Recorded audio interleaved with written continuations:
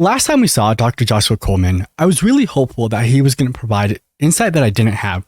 Something about how parents react and what we can do to help them in these situations. Instead, he kind of gave parents a book and a guide on how to gaslight your kid back into a relationship with you, which I can't imagine ever really works. Today, we're going to listen to him talk about handling disrespect and abuse from your adult child. And it's going to go exactly the way you think it's going to.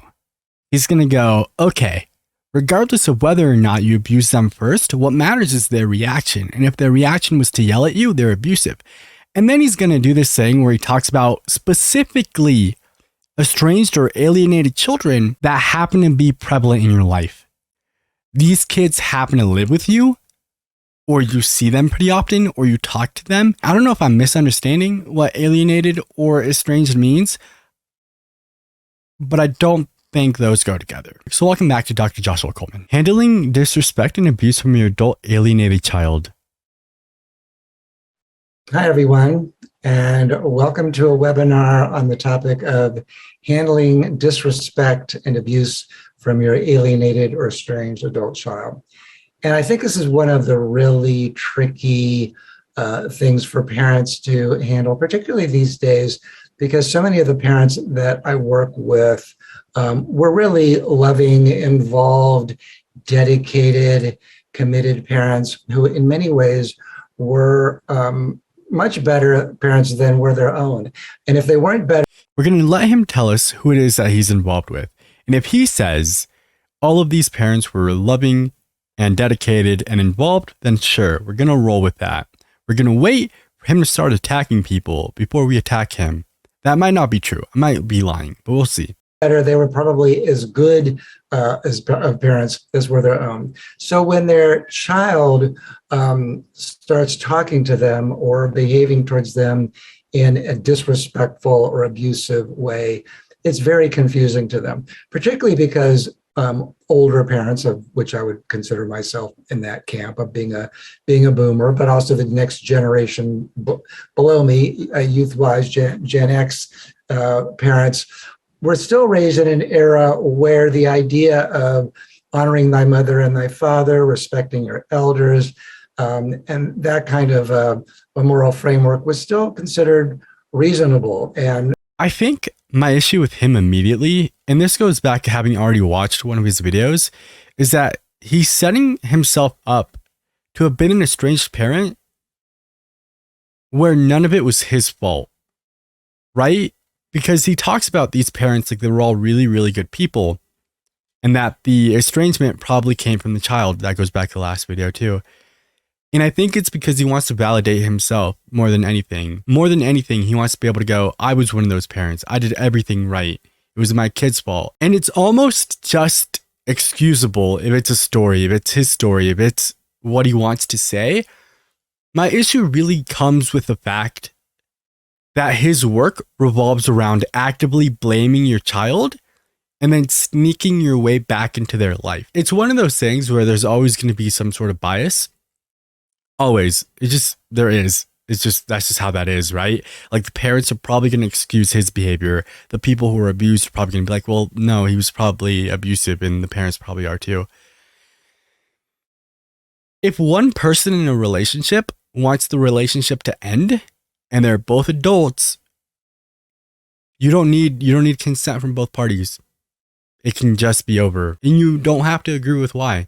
Maybe you weren't abusive, or maybe you weren't your idea of abusive. The other person doesn't have to have been abused by you to not want to be around you. So for you to then go, well, let's take, in his words, a kernel of what they said, find a kernel of truth, say, okay, maybe I did do that, just to get back into their lives, and then essentially gaslight them into just being a part of your life again. That doesn't feel gross. You don't feel like you're lying to people, especially your own children at that point. I don't like that. I have some blind spots, yeah. Maybe I have some blind spots, like where your face was all the time. That's why I kept accidentally throwing my fist into it. Oops. and popular and common. And all of that has largely given way to a much more psychological, individualistic idea of family. So there's no longer the feeling that the child owes the parent anything. They don't owe them respect. They don't have to honor them because they're older. So what I completely forgot to talk about what he actually said. I don't think we live in a time where we don't respect our elders. I think we live in a time where part of that respect is expecting it back. You should hand out respect. You should only take it away when someone is then disrespectful towards you or towards someone else. I say this all the time, especially on Twitch. When I meet people, I don't care how you treat me or how you talk to me. It's never going to affect me. I care a lot about how you talk to other people. And I meet a lot of people in this space, especially the men in the Pokemon space, who are really, really nice to each other and are really like admiring of each other. But then when they're around women, they're either creepy or they're like, oh, you don't know what you're doing. Like, you're bad at this. When it's all just a silly children's game. I don't have to be nice to you, and I'm not going to be. If I walk up to you, tell you what my name is, and you go, oh, that's pretty Mexican, that's gross. The one I don't like, and I've gotten this twice, somehow, which maybe doesn't seem like a lot, but it's 2 more times than I should have. I've had older people, specifically older white people, tell me I'm really smart for a Mexican, and I don't know what that's supposed to mean. They said it real nice, but I'm supposed to respect that? No, I'm telling you, you're one of the smart ones. That doesn't help, dude. And so it's people like that. It's people like that. And people like that are like, oh, you don't respect your elders. You started this. All I did was use whom correctly. I did it one time. That's a very specific time. Yeah, that was an old lady. What that does is that it opens up an enormous opportunity for adult children and their spouses to treat the parent in ways that none of us would have treated our parents in all likelihood. I guess some of us might have. Like what? But it would have been far less common in our generation to have spoken to our parents once we were adults, or for our spouses to have spoken to their in-laws in the ways that so many commonly do. So one of the reasons that I think this is an important topic for parents to who are going through estrangement and alienation to get informed about is that a lot of parents today are very confused about this topic. So, if you're like most of us, you may have made mistakes with your kids when they were growing up or since they've been an adult, and you may be confused about how much of your children's anger, or hurtful comments you deserve or don't deserve. Some parents have a difficult time, particularly these days, distinguishing abuse from appropriate anger. As being humans, we sometimes do things that may feel provocative or disrespectful to our kids, and they may feel like they have a right to be angry at us, or it's appropriate for them to be angry. And we may be confused about, well, what is an appropriate amount of anger versus what is an inappropriate amount of anger? This is an interesting question because I don't know how to balance anger. I don't know how to say what is an appropriate amount of anger towards anyone actively. Like if you put me in this situation, right, and it's me and my mom, and she does something that makes me really, really mad, and it's something that's problematic, and you see it and you would agree, like, yeah, that's bad. She punches me in the face. She kicks my dog, whatever, right? I'd be mad. I'd be really mad. But my response is not to be angry at her in the moment. I would grab toast, I would leave, and then she would never see me again. And that's not a real example, right? Like, mom and I don't interact anyway. But that's how that would work. And is that like an anger response that we're talking about here? Because I feel like he's talking about kids who yell at their parents. Like, how do you disrespect your parents in ways that feel abusive, but aren't enough for there to be like a hard boundary set? You call them names. You call them by their first names. Some of the parents have had a problem with that. One of the women on Dr. Phil had a problem with her son-in-law calling her by her name instead of calling her mom, which I think is weird. They were mutually disrespectful to each other. Like, she put X-Lax in his coffee, and he would talk about sleeping with her daughter. They were both stupid. Don't tolerate the same level of abuse that they did as kids, and this is part of the generational divide. He is absolutely saying they will not tolerate the same level of abuse, but he's saying it a very roundabout way. He's saying it in a way that makes it seem like they're the problem. Like there's a big difference in the words, the children today will not tolerate abuse, and the children today do not respect their parents the way that we did. That's his marketing stick. I just hate that. I get it. Like you can't be honest to these parents because then they're the bad guys, right? But I don't see a good thing about going this way about it. If you have to lie to parents to make them feel good enough about themselves to then insert themselves back into the lives of their children, you're essentially shoving bad people back into the lives of people who ask them not to be in there. And that feels gross. If this is just his way of selling his book, then that's gross. That's disgusting. And I just like, listen, dude, I'm not any better, right? I don't have anything positive for anyone, but like, I can't imagine. Like, I'm not here to sell anything. I don't have a problem with anyone or any one of these people talking about these topics. I think people should be allowed to talk about things. I do have a problem with coddling the adults into continuing to be bad people. Because you're doing the same thing. You're not holding these people accountable because it would be disrespectful to them to expect them to be good parents. Like they fed you, they birthed you, they didn't buy you that candy one time, but like what else do you want, right? I think many, if not most parents who are going through an estrangement or alienation don't know how to set limits without shutting down the conversation. And if you've been following my work at all, you know that one of the most important things to be practiced at when you're going through this kind of an experience is to learn how to keep the conversation open and going forward. I once took an improvisational, a class on improv. And one of the key techniques of improv is that if somebody says something to you, you say, yes, and. Do you think he was one of those people that always like drives it back to one thing? Here's the improv for the day. You're a bystander during 9/11, and then everyone else in the class going, oh my God, no, whoa, there's a plane going towards that tower. And he's going, yeah, but my kids won't talk to me.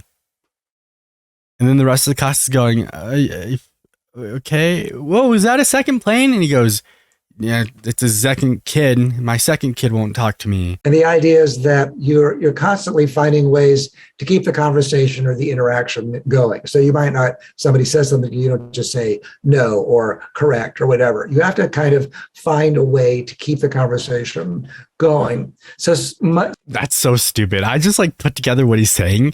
Imagine having a conversation with your parent, right?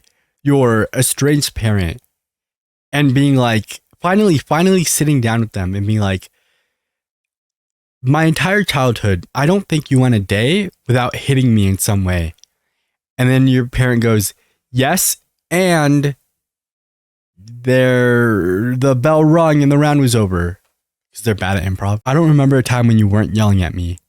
Yes, and we were at the club and we had to yell so that we could hear each other.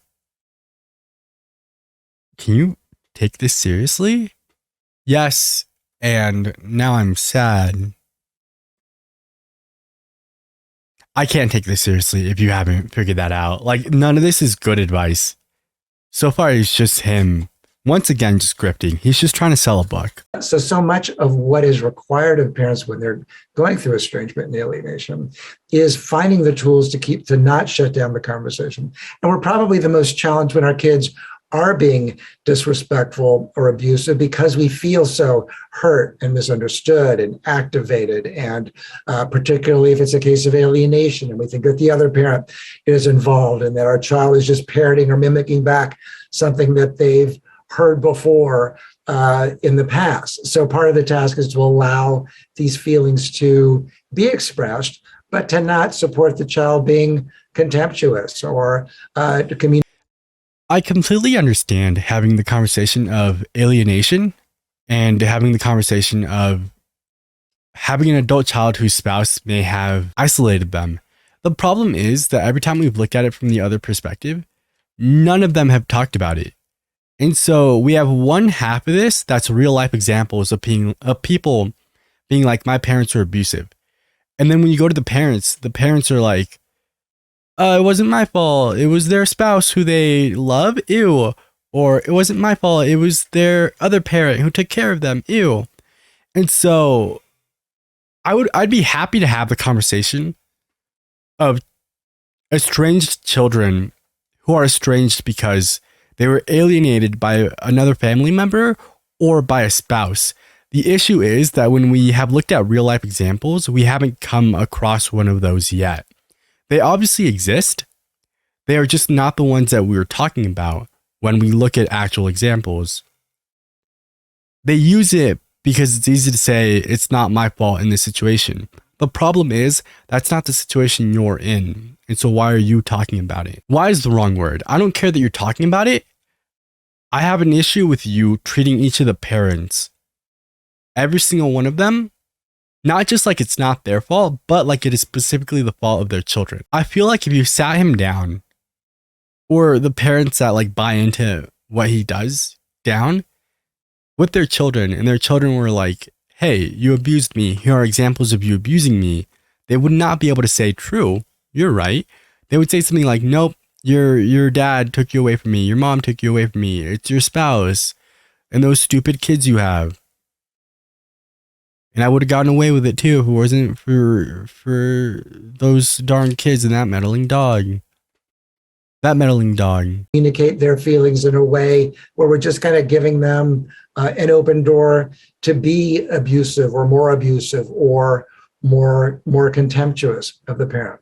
Again, these are not small tasks psychologically. They require a lot of calm and centeredness and the ability to be in touch with your own emotions and in control of your own emotions and not come from a very activated, reactive place. Many parents are confused, particularly if they feel not only that their ex is causing the disrespect or abuse, but sometimes it's who our children are married to. If our kids are married to what I call a cult of one son-in-law or daughter-in-law, or a gatekeeper son-in-law or daughter-in-law, somebody who's very troubled, who is really encouraging your kid to be disrespectful or abusive as an expression of kind of loyalty to them. It was a way to show them that, they're going to protect them from the parents' so-called abusive, intrusive behavior. This is something I see a lot with daughters-in-law, where they kind of threaten the sons,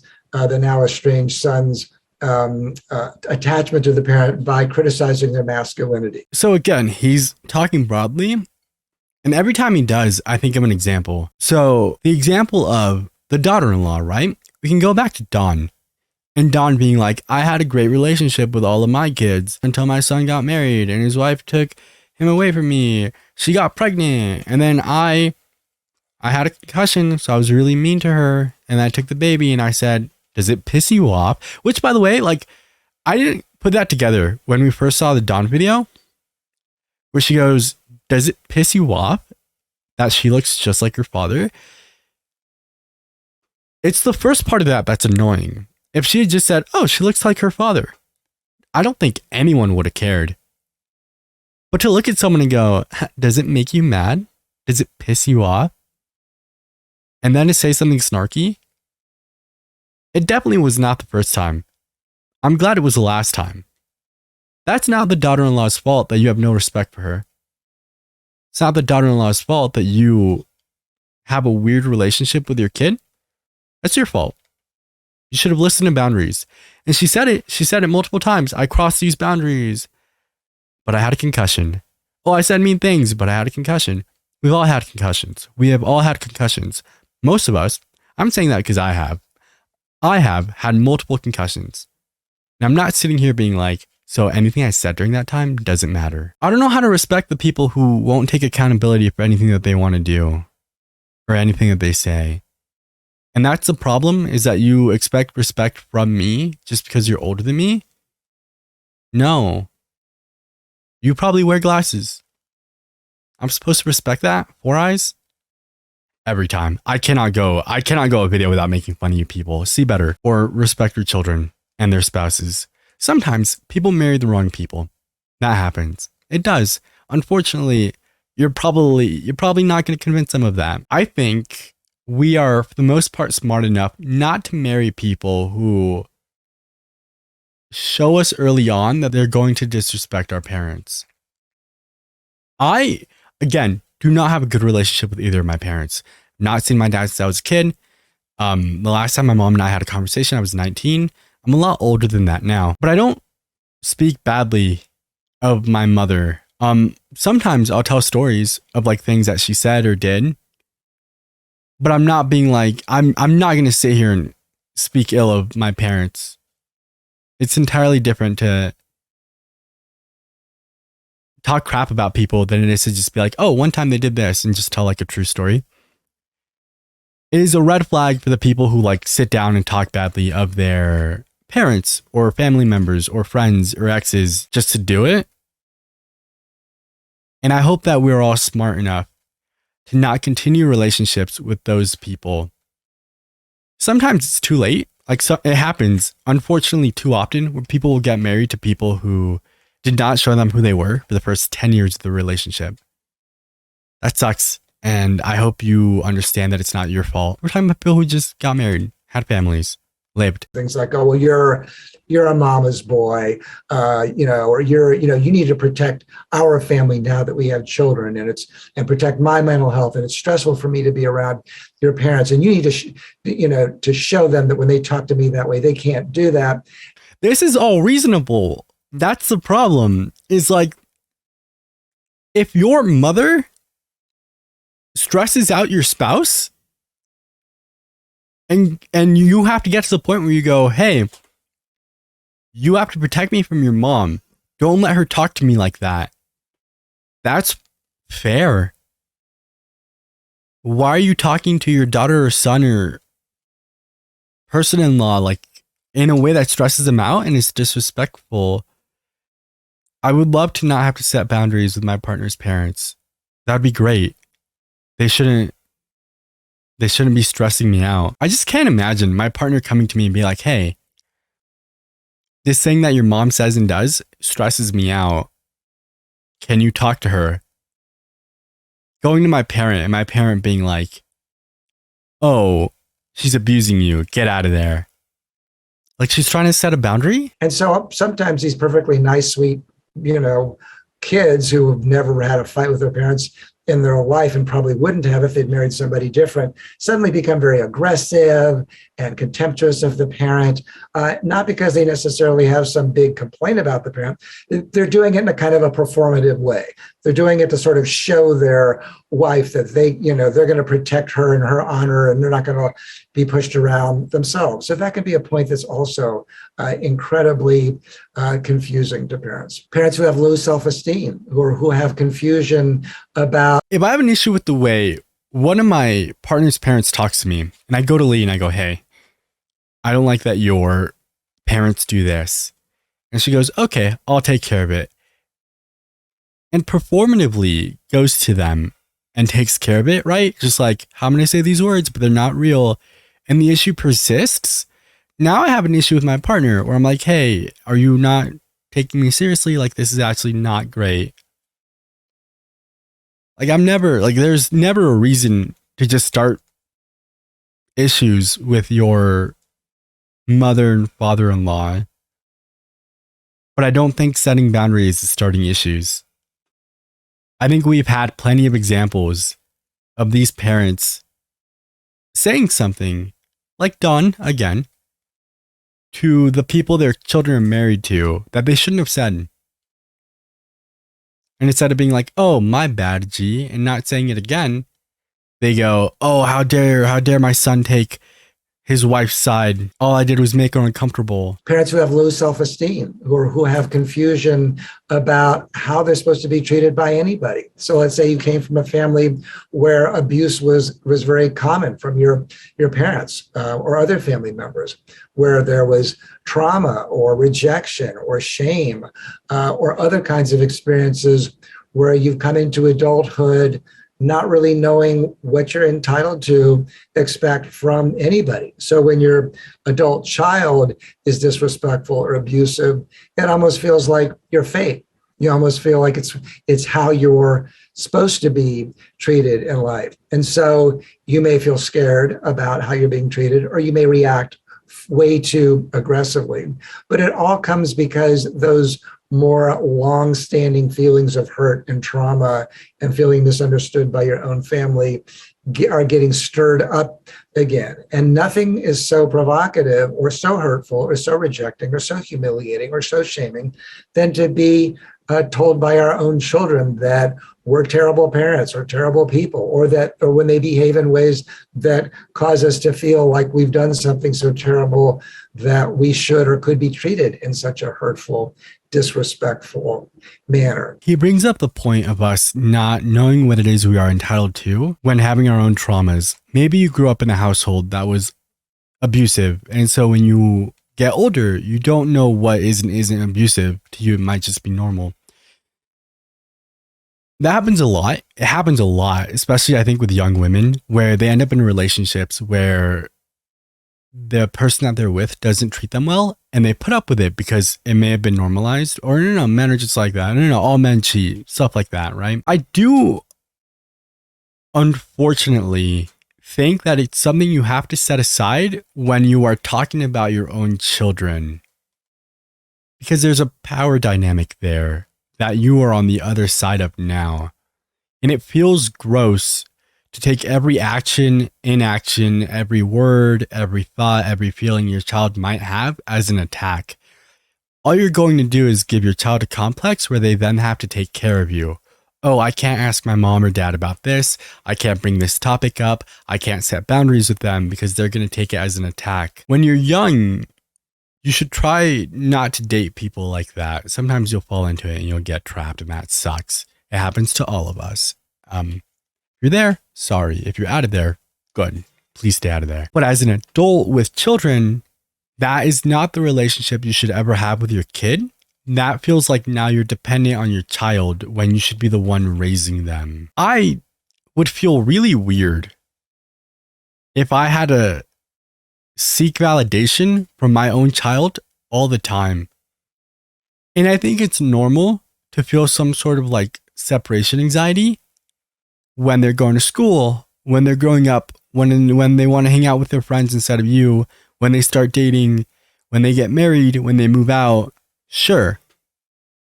But there has to be a lot of acceptance, a lot of like, this is part of life. It hurts, but it's a good thing. Not, how could you do this to me? I think that then creates one of two types of kids. One, the kid is like, oh yeah, I don't want to hurt my mom. I don't want to hurt my dad. So I'm just not going to grow up. I'm never going to move out. I'm never going to date. I'm never going to do these things because then they're going to feel like I'm leaving them.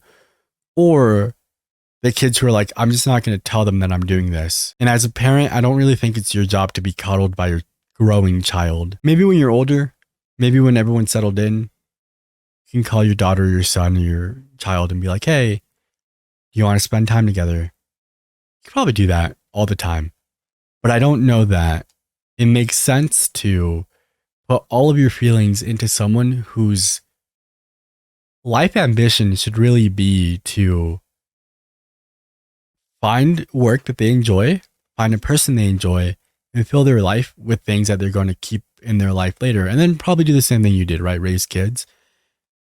I just don't know where you fit. I'm not saying you shouldn't fit somewhere. You should. You definitely should. I just don't think you should have such a high role that you feel attacked when they do other things. I think Dr. Coleman is setting up these parents for failure and for disappointment. He's placing them in such a high place in the lives of their children without any sort of context for the lives that those kids are living. They could be incredibly busy with work, with school, raising their own kids, starting their own families, whatever it is that they are trying to do. And I don't know how much of their time should be expected when you are the parent of an adult child. I know a lot of adults who hang out with their parents pretty regularly, but they, for the most part, like their parents.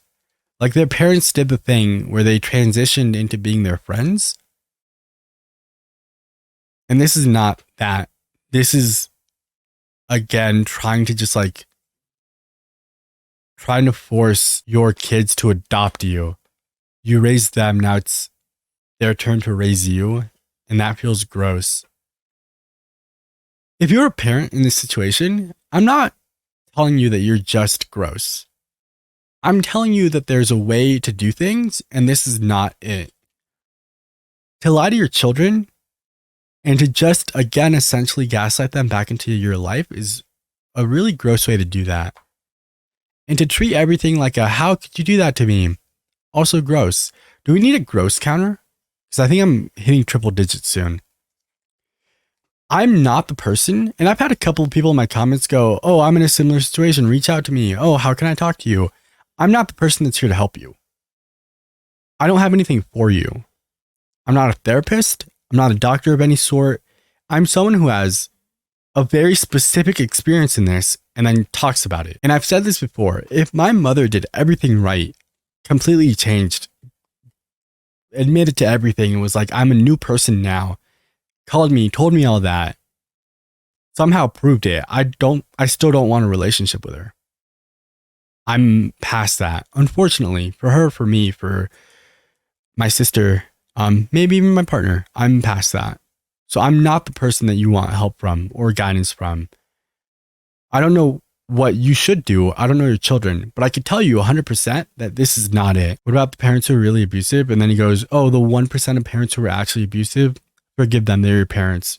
You should respect your elders. I think it's worthwhile to spend a little bit of time talking about what is abuse and what isn't abuse, because there are parents sometimes today who say that behavior is abusive in ways that I might consider to be obnoxious or difficult or stressful to have to listen to or engage in, or shaming or rejecting. It doesn't really mean it's abusive, though.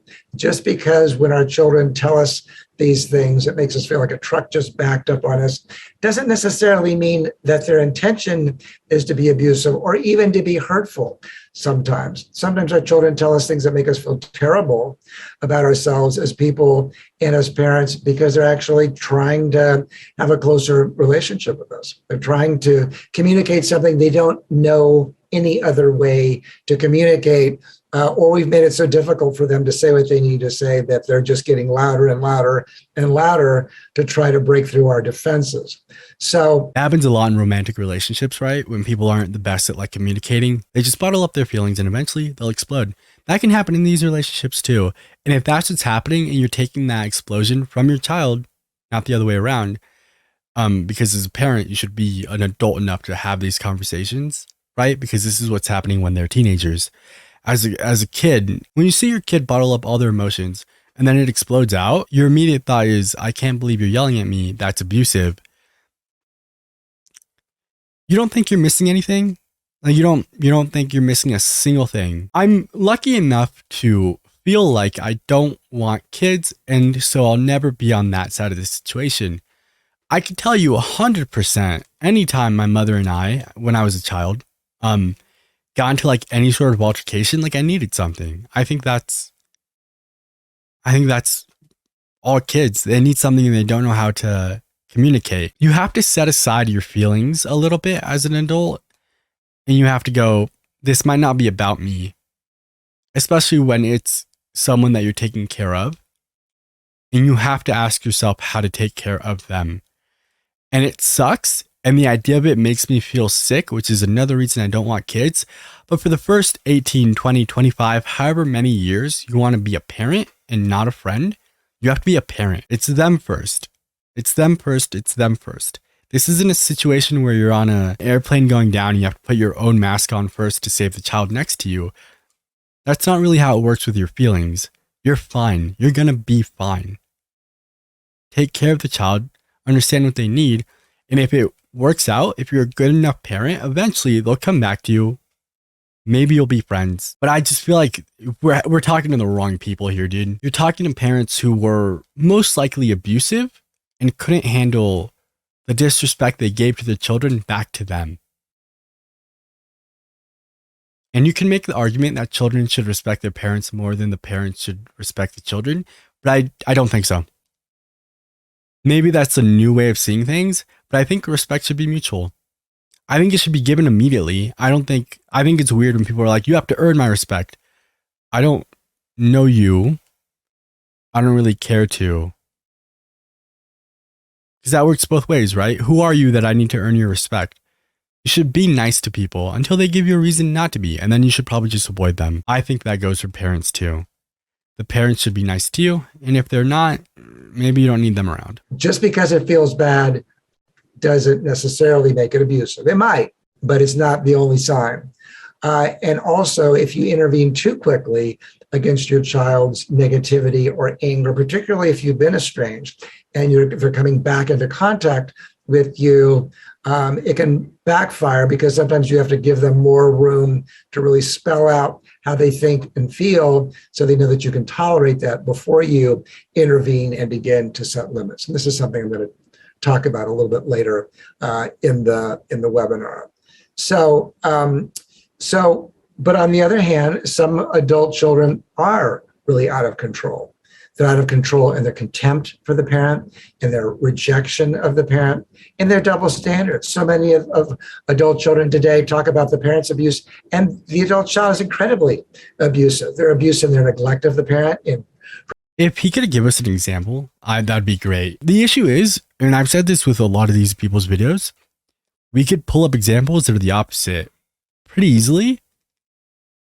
And so I don't care. I don't care that that's your argument. And that's great. But I would like you to back it up. And not just like, oh, I heard from a friend or I know someone who, like, we have so many examples on the internet. And then the examples that we get from the kids are always like, oh, my mom tried to drown my child when I had my parents look over my baby.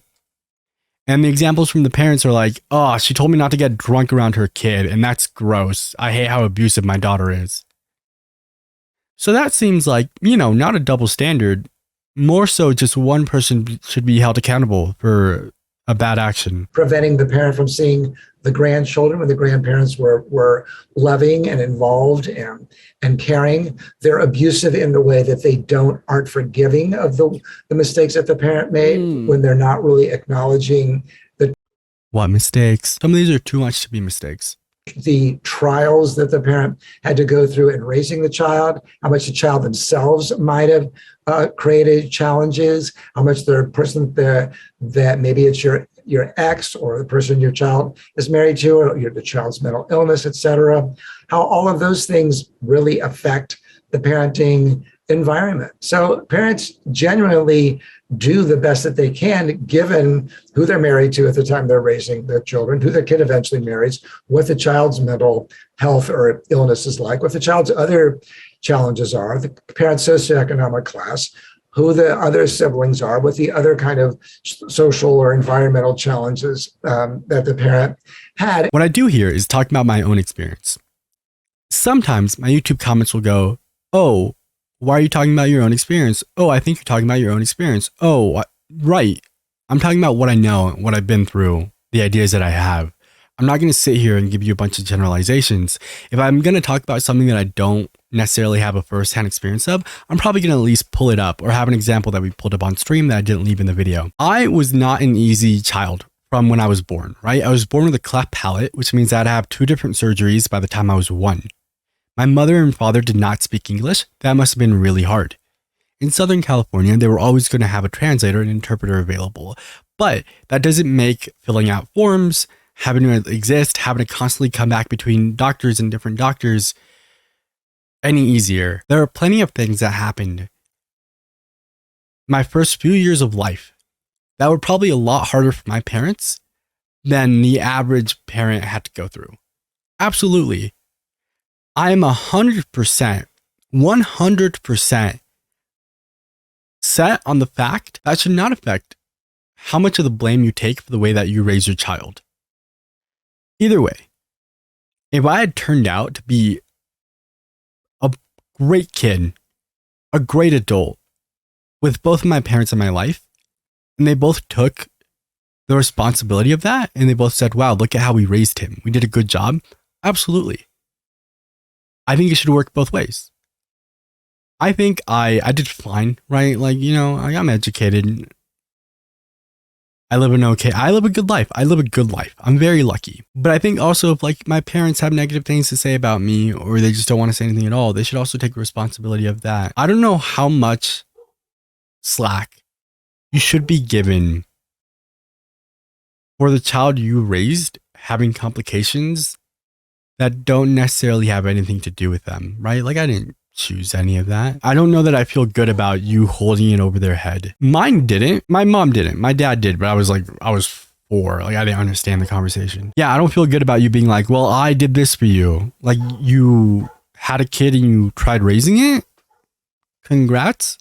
I'm going to be so real. I thought that's what you were supposed to do. And so for adult children to just feel like, well, I didn't like how you treated me, so I can be as obnoxious and critical and cruel and rejecting and shaming and humiliating to you as I like to be. Well, no, that's not a sign of a mature person. So it's reasonable that you would want to set limits on that behavior, but you can't shut it down in the way that you might other kinds of abusive behavior. You can't do what I call return fire with fire. That's because your goal is to find the kernel of truth, even in the obnoxious behavior, and find a way to keep the conversation going. All right, well, so what is abuse? So I gave you some examples. I think the problem here is that he's always saying that it's one-sided. And I'm absolutely willing to find somewhere in the middle where like the parent screams first sometimes and sometimes the kid does. But he's very much talking like the child is always starting it. And what you shouldn't do is return that fire as the adult parent. But how should you handle it when you're the one starting it is probably much more helpful to specifically his audience than what he's actually talking about. The title of this video is Handling Disrespect and Abuse from Your Adult Alienated Child. This is not a child that you have a good relationship with. I'm going to assume that if they're alienated, they don't live with you. Some of the examples he gave were children who are off married.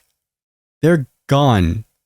So if they really are abusive towards you and it's one way, as much as it hurts, the same way it does the other way around, why don't you just set a boundary with them where you do not want to speak to them anymore? Do it. Hey, I feel like you are abusing me.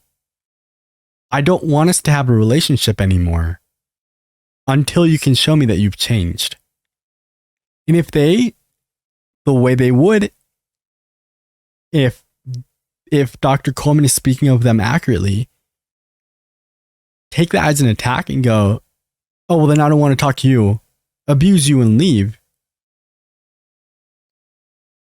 You had a good outcome. This is again talking to an audience I don't think exists. I don't think there are too many people who are actually in the situation he talks about where through no fault of their own, they're being abused by their alienated child. I'm sure they exist. I'm so sure they do. I don't think they're the bulk of the audience that he's reaching. I think he's reaching people who are abusive, either don't realize it or don't care to realize it, and are looking for ways to validate themselves. People who are like, it's not an issue when I yell at you, it's an issue when you yell back at me. And then the kid goes, well, I'm not yelling, I'm yelling back. And the adult goes, yeah, don't do that. That's disrespectful. And then you go, hey, what is disrespectful about yelling back at you after you've yelled at me? How come you get to do it and I don't? And then they go, well, I'm the parent. And that's where it ends. It ends with, you owe me the respect of being your parent. I don't owe you any respect. All right, well, so what is abuse? So I gave you some examples. Other is what I would consider to be the willful or reckless infliction of emotional or mental suffering of another person that involves any of the following: shame, humiliation, ridicule, name calling. While any of those could be tolerated if they occur rarely or only on rare occasion, they shouldn't be tolerated if they become part of the ongoing interaction between the parent and the adult child. I agree. I'm somebody who makes fun of everyone all the time. That's a big part of my personality. And I'm really good about not doing it when I know that people can't handle it for whatever reason, whether it's because like they just don't like it or they're having a bad day, whatever. If you are a good friend of mine or my partner, I'm just going to make fun of you all the time. I don't do that by like calling you names. I'm not like big into teasing. I like calling my girlfriend Four Eyes because she puts on her glasses at the end of the day. I just think that's funny. I don't think it's harmful, right? No, you compare yourself to a naked mole rat. I agree with you. That's another thing, is if you say something dumb about yourself and I agree with you, that's your fault. That is absolutely your fault. You started that. I agreed with you. That is your fault. Teasing is fine, but you should surround yourself with people who either like it or can handle it. And I mean handle it well, like people who can handle it well, not people who like only get their feelings hurt a little bit. No, you're still hurting people's feelings. You have to chill. I had a point. I had a point. I had to have had a point. If your child is coming into your house and really you just like, that's not the personality you have. You didn't have them grow up being made fun of by you. You're not a teaser, and out of nowhere, they're just like making fun of you and you can't handle it. Yeah, that's a boundary you should set. It just is. I think a good like measuring stick for whether or not you're being teased too hard is how the people around you take it. Let's say you're like in a family setting, right? Your son shows up and he goes, haha, Four Eyes, because you're wearing glasses. That's just funny. But if your son shows up, pushes you over, calls you a loser, spits on your forehead, the people around you are probably going to be like, oh, that's a problem. Maybe that's normal in your family. I don't know. I would feel real weird about that. I just want real examples, I guess is what I'm getting at. And he's done a good job of not providing that. Abuse is being teased by your kids. Why? Okay. Don't hang out with your kids. Like, you're also allowed to be a person and you're allowed to not want to be around these people. Oh, but they're my children. It's the same the other way around. So many of these kids put up with their parents because they're their parents, and eventually something blows up. Oh, but she's my mom. Eventually she's gonna die, so I have to put up with her hating my spouse, and my spouse hates it, and it makes my spouse cry, but I can't say anything to her. She's my mom. Also, our kids are watching this happen, so our kids are gonna know if there's ever anyone being mean to mommy, it's okay. Her feelings don't matter. Haha, grandma's gonna die soon. Who does that help? And then across the room, it's someone going, yes, and I'm the grandma. And then they're all suddenly in like a Willy Wonka bed where there's 4 grandparents all feet to feet. You think they're absolutely playing toesies underneath there. You will not convince me they're not. That's gonna be me and Lee and Soya.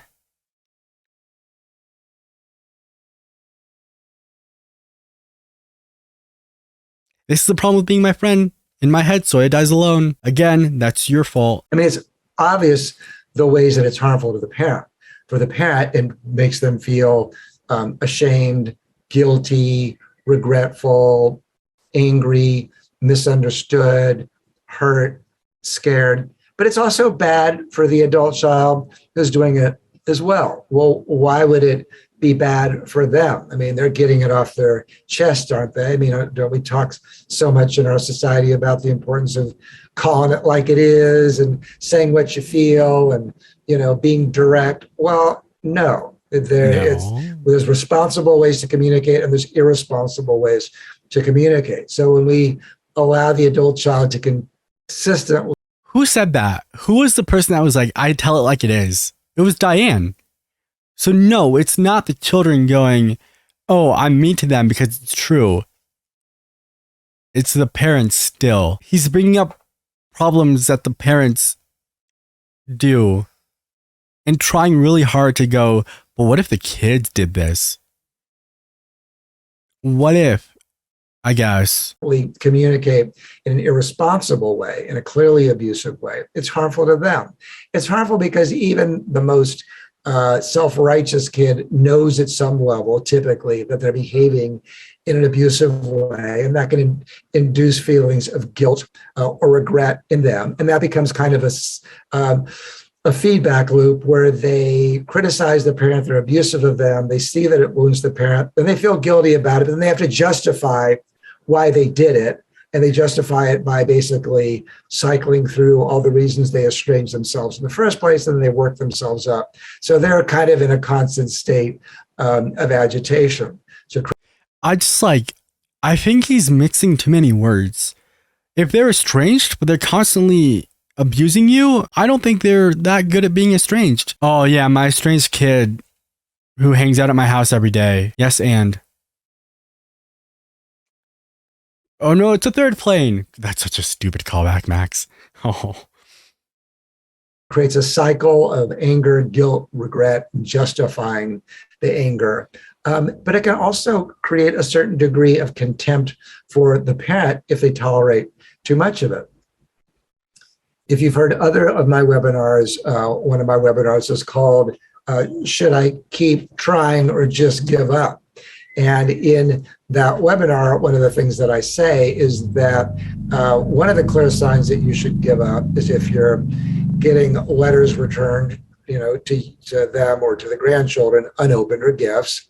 If you're having restraining orders sent out after you, as some parents are, if you're being told to only communicate through their attorney, if you're having the police called on you or the threat of it, or every time that you do reach out to the adult child, you get threats of, or they just get so unraveled and aggressive and difficult that it makes you just feel like that's really not a worthwhile thing to do.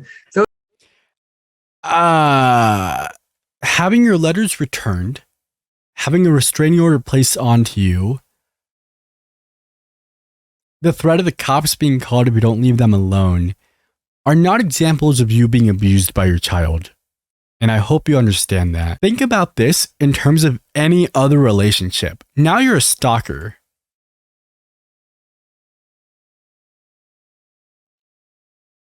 That's actually the same thing. It's the same thing. You are a stalker.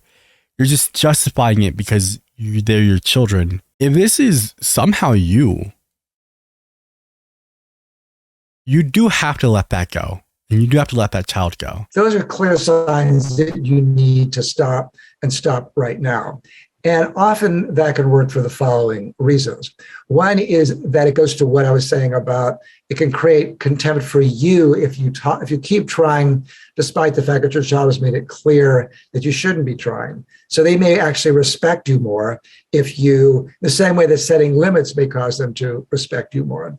It may also cause them to respect you more if you don't keep trying no matter what. So that respecting your child's boundaries may cause them to respect you more. That could be a really important point. It may invite more self-reflection in the same way that setting limits can. So that your child may feel more like they have to look at themselves than if we just tolerate all the abuse. It may cause them to miss the parent more. It may change the dynamic in some kind of way. Now, a child who's disrespectful of the parent, I often see this dynamic occur with mothers and daughters, particularly single mothers or formerly single mothers and their daughters. And I think it has to do with the way that daughters in particular can feel more responsible for their mother's feelings, more guilty if the mother is unhappy, more worried about them. But the way that they defend against that is to be more critical and negative. Now that sounds kind of paradoxical, doesn't it? You might think, well, if they're so worried about the parent, why wouldn't they behave in a nice way? Well, they're behaving in a not nice way because for whatever reason, they feel the need to be separate from the parent. But the more wounded that the parent acts, particularly the mother in this particular scenario that I'm talking about. Something that you do have to grow out of, and I don't think it really applies here, but it's something that he's talking about. You have to grow out of being afraid of the way that people are going to hurt your feelings, but still wanting them in your life. The more wounded she acts, the more upset, the more kind of helpless before the daughter's more aggressive communication, the more guilt that induces in the daughter and causes her to feel like, oh, I'm just this terrible person to make my poor mother cry. Well, you deserve it because of X, Y, or Z, or when I was growing up, you didn't do A, B, or C, or whatever it is. It invites them to justify their behavior in ways that if the parent does set limits on it and shows that they aren't going to tolerate that abusive and disrespectful behavior, actually can be kind of relieving to that kid, because sometimes kids are, adult children, they're out of control and they know they're out of control, but they kind of can't help themselves. So for those, setting limits on the disrespectful and abusive behavior can be kind of relieving, in the same way with our toddlers. When they were toddlers, they don't necessarily want reign of the house. They want to know where the line is. Our adult children, similarly, they want to know where the line is. I really just want an example. I just do. I want, like, hey, here's a video of it happening. Here's a video from the perspective of a parent who's actually in the situation. And then, but not one where it goes into the parent being like, yeah, I beat my kid their entire life, and then they yelled at me, and that was super disrespectful. So, like, I was abused. I don't want to sit here and be like, these people don't exist. I am sure they do. Again, I just think it's too rare for it to be his audience. So what are some of the most common reasons that a child might behave in a disrespectful or abusive way? Well, one is that certainly the parent's mental illness, but equally commonly the adult child's mental illness, or their drug or alcohol abuse, or the effect of who their kid is married to, the son-in-law or the daughter-in-law, or the effect of your ex, or unresolved anger about the past behavior that has never really been addressed or amended or worked through. So in all of the examples he gave, he made sure not to at all be like your fault, not to even give the possibility of the children being abusive because you may have been abusive and taught them that. It is the fault of their ex, your ex, their unresolved issues that you never took time to take care of. It is the fault of their mental illness, maybe yours, but not at all like, hey, did you maybe abuse this child? Maybe, just maybe, did you I don't know, maybe put a fist in their stomach one time? Nothing. And I understand that his whole thing is, I'm not going to blame the parents. I'm going to lull them into thinking that they're incapable of being wrong so that they'll buy my book. But it feels like a disservice to treat anyone in a way that doesn't show what they're accountable for. So let's look at all of these in a little more detail. Let's start with mental illness. When I did one of my studies with a colleague at Ohio State, one of the things we found in working with estranged mothers was that a pretty significant number of the mothers, and we interviewed 1,000 of them, who were estranged from the adult child or alienated.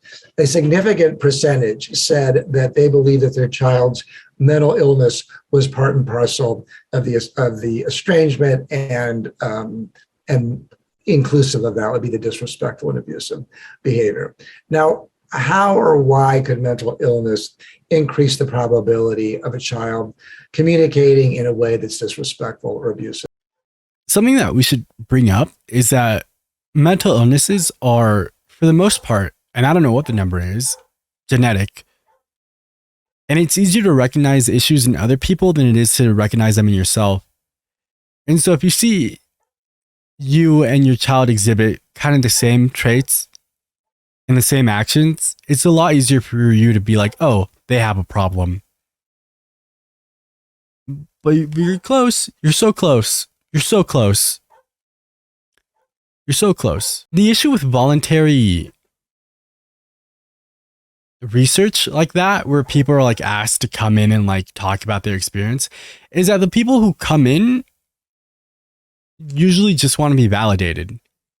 The people that are gonna take time out of their day to come in and talk about their estrangement, specifically these mothers, are probably going to be mothers who don't think it was their fault and want to be validated.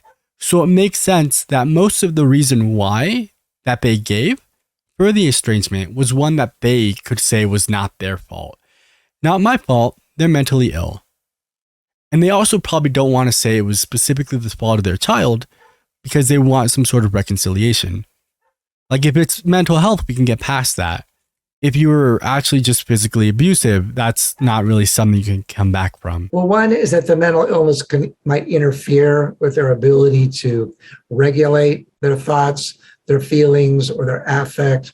The key diagnostic sign of somebody who we call borderline personality is the symptom of dysregulation.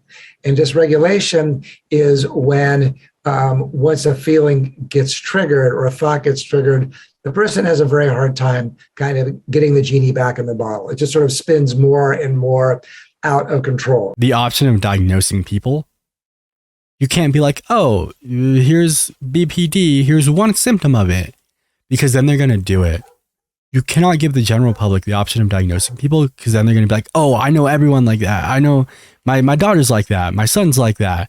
Their uncle's like that. My grandma's like that. All of my friends are like that. Wow. So you gotta chill there. So what might be irritating to one person or might be upsetting to one person that has like a half-life of maybe an hour or two for somebody who's borderline or has some other form of mental illness, it could last for days or hours.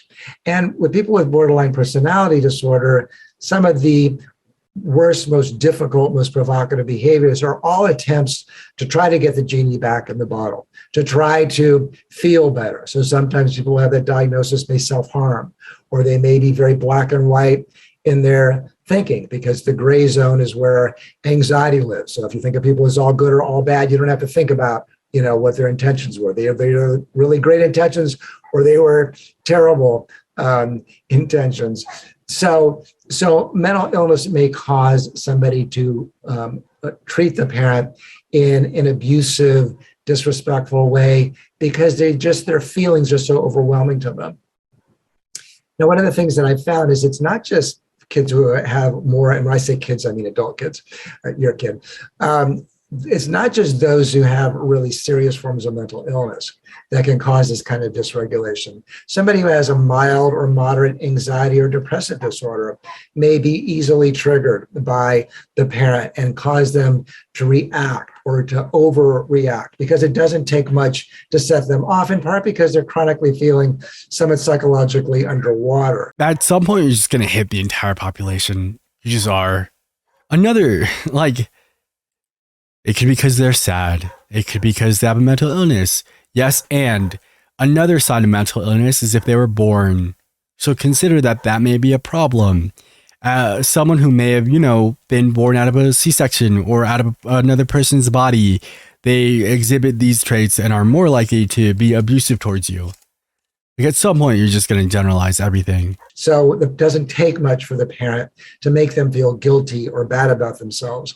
And so when they're reacting in an abusive or disrespectful way, it's in part in reaction to how bad it makes them feel if the parent says whatever the parent's saying, things which might be totally benign to one of their other adult children or to an objective bystander. So sometimes mental illness can just cause some adult children to be like they're walking around with a third-degree burn, and it doesn't take very much for them to feel really triggered and upset by the parent for them to respond in this very aggressive way. I have an issue with the way that he's talking about these children with the situation that he's set up. Because these aren't if he had set up these kids as teenagers who still live with you, and then you talk about their mental health issues, as a parent, you have to find a way to just help them, right? Whether that's putting them in therapy, finding them a good doctor, whatever it is, that's your job. But he set up this situation to where these people are alienated, estranged adult children. So what is happening that you're dealing with them so often that you're seeing these sides of them? I don't understand that part. You're sending them letters and they're getting returned. Obviously, they're having a manic episode. I don't think the situation that he has set up makes sense. Another way that mental illness can cause that is that it may interfere with their ability to make correct attributions of causality from the parent's behavior to how they feel. It may cause them to rewrite their history in lines with something that makes their present day experience feel more aligned. We live in a culture and a society that's obsessed with traumas, and where we assume that if a child comes into adulthood and they have significant anxiety or depression or problems with their confidence or their self-esteem or other forms of success, that if they have significant challenges, well, it can all be dialed back to mom or dad. Well, yeah, sometimes it can be, but sometimes it's just genetics or it's random good luck or bad luck. Accidentally, the same thing, right? Like sometimes it could come all the way back to mom or dad, or it's genetics. Relationships with siblings or with other people or other life circumstances. So this idea that it all boils down to mom or dad really heats up relationships between parents and the adult children, because so many adult children are blaming their parents for things that the parent either didn't do or isn't the cause of the adult child's suffering, no matter what their therapist is saying. Like what? We live at a time when that idea that parents are the primary cause of adult outcome, it's such a powerful idea that a lot of adult children, particularly those who have moderate to severe mental illness, feel justified in criticizing the parent and being abusive to them and treating them in a really hurtful way. So the other side of that is that somebody who has subtle or overt mental illness may feel very defective, probably does feel somewhat or a lot defective or shamed as a person. And so blaming the parent is a way to say, well, it's not my fault. I feel this way. It's your fault. Who are you talking to? Because like the Venn diagram between estranged children and children who are abusive is just so small. Like they're estranged. They're not actively coming over and abusing you. Otherwise, they wouldn't be estranged. I really just do think he's cultivating the wrong audience with this message of like, it's not your fault. Your child is obviously abusive. These are the same people that are like, oh, your kids just want you to validate them. Gross. But they seek out validation from strangers on the internet. And then think it's weird when the kids had done the same thing.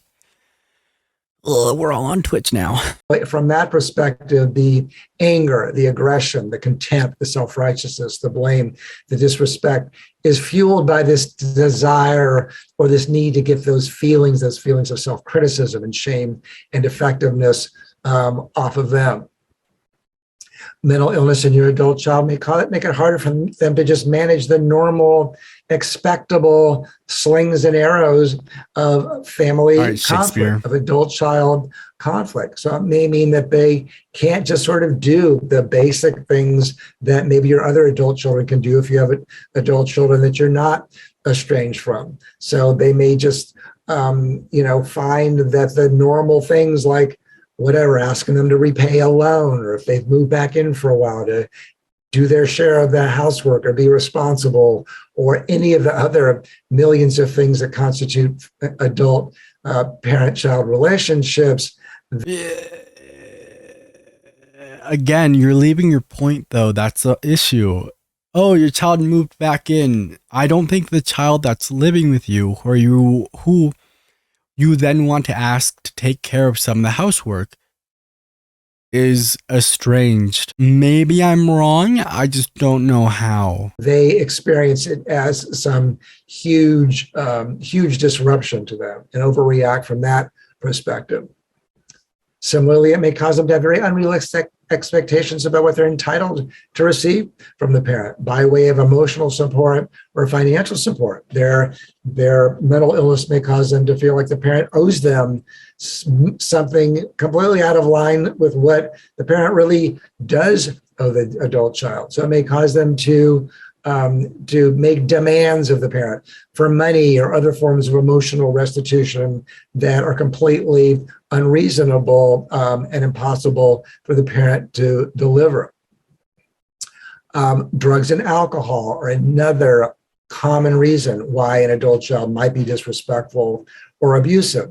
The effect of the drugs may create mood swings, or when they're coming down from the drugs, that may cause them to be more irritable, more withdrawn, more reactive, more sensitive. The drugs may also may trigger major depression or anxiety disorders, or even bipolar if they're taking hallucinogens, for example. And if they have some kind of a vulnerability to that, it may trigger a bipolar episode. These are just examples that don't work, and that's the problem. If your child is addicted to drugs and that is causing them to abuse you, that is a hard line. And as a parent, to be a parent first, you need to not be an enabler. And we see it sometimes in episodes of intervention where the parents are enabling these actions, these addictions, because they're just like afraid of being bad parents, or because they really just love their children and don't know how to. But to love your children is not to enable them, it's to take care of them. And if they're fallen into drug addiction for whatever reason, right? Like, we're not here to judge why people do drugs. That's not our business. It is your job to either place them into a rehab program and hope that it works, or to let them go. Like, it sucks, but this is another reason I'm so glad I'm not going to be a parent. Enabling does not help. Enabling behavior that is harmful to themselves does not help anyone. Those are such hard lines, because on intervention specifically, and I've watched this alone, but I've seen episodes where the parent does finally go, okay, yeah, if you don't go to rehab, you can't live with me. And the kid goes, all right, then I'm just not going to live here. And they leave. And then one of two things happens, right? They die on the streets, or they come back and go, okay, you're right, I'll go to rehab. Closing the door on your child and then watching them die on the street is probably the worst thing you can go through. But if you're going to enable their behavior, you're probably going to watch them die in front of you. The issue is that's not what we're talking about. Like, he is finding extreme ways to validate people who are not going through this. Addicts and alcoholics famously are much more likely to externalize through blaming others. That's why AA and other 12-step programs really emphasize taking responsibility, looking at your own character flaws, making amends. Wonder what it would be like if you had the people listening to you take any sort of responsibility. Those are such key components of 12-step programs, because they really work and they actually invite much more responsible communication for the adult child to look at their own behavior and not just blame and shame the parent and say, well, it's your fault that I have all these things. No, in 12-step programs, they encourage people to say, well, these are my character flaws, and let me make amends to you for how they impacted you. That's part of the brilliance of 12-step programs. One of my character flaws is that growing up, my parents took turns beating me. And so now when my girlfriend moves too fast, I flinch.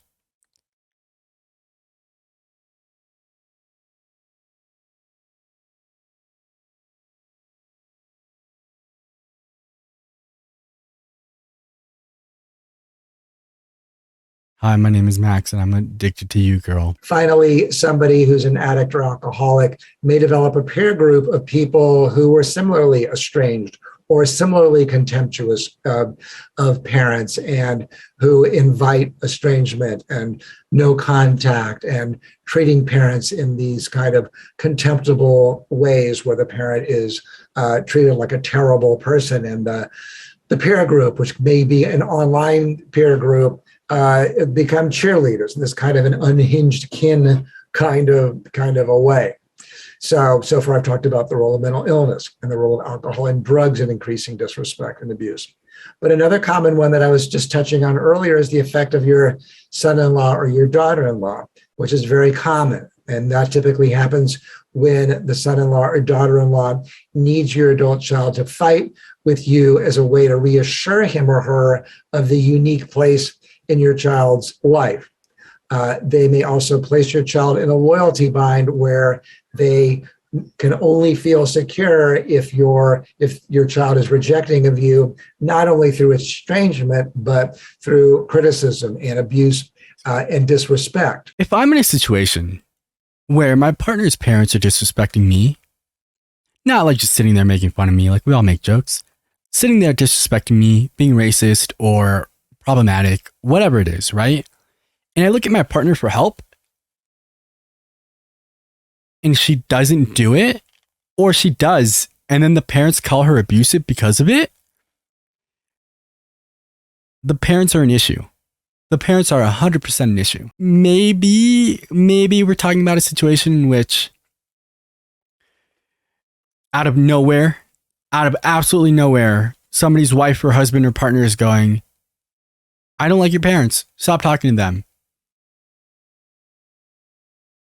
but I don't see it. May be abusive themselves, and they may encourage your child to do that. And your child may have to do it as a way to prove to that very troubled son-in-law or daughter-in-law that they're not going to be pushed around in the same way that the son-in-law or daughter-in-law is saying that they're not going to be pushed around. So this just like gives me boy mom vibes so hard, where they're just like, oh, I'm gonna have to share my son with another woman. Oh, you want to get married? I can't believe you want to take me away from him. What do you mean I can't come on your honeymoon? He and I are gonna share a bed.